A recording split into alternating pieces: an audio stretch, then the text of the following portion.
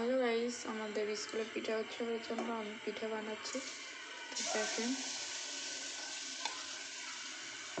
এটা হচ্ছে মালটোপা পিঠা, মালপোয়া যাকে বলা হয়।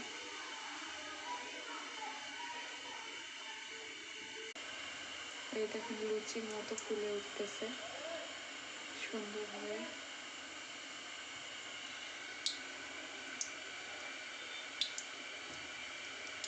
দেখুন, একদম মনে হচ্ছে লুচি ভাজতেছে।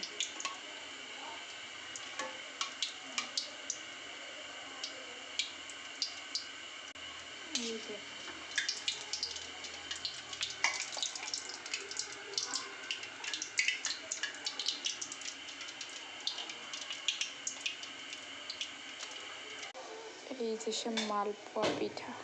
এদিকে আরেকটা হচ্ছে, অনেক সুন্দর পিঠাটা হচ্ছে। গাইস, পিঠে তৈরি করার জন্য আমি মাটির একটা জিনিস নিয়ে এসেছি। ওয়াও, তো অনেক সুন্দর। আমি ধুয়ে রেখেছি, যখন ভাপ দিতে হবে তখন এটা এভাবে ঢেকে দেওয়ার পরে আবার এভাবে তুলে নিতে হবে। ওয়াও, অনেক সুন্দর কিন্তু জিনিসটা। পিঠা হয়ে গেছে বানানো, আর এক ডাবই শুধু আছে। ওয়াও, আমার তো খুবই আনন্দ হচ্ছে। তো আপনারা দেখেন, এখানে আর একটা দিয়ে দিলাম।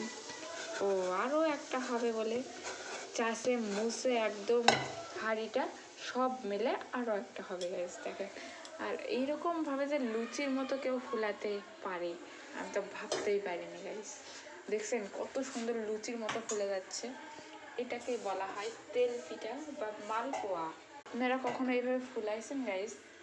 কমেন্টে জানাবেন। এ বাবা গাইস, দেখেন একদম ফুচকা হয়ে গেছে। দেখছেন, ভাবা যায় গাইস?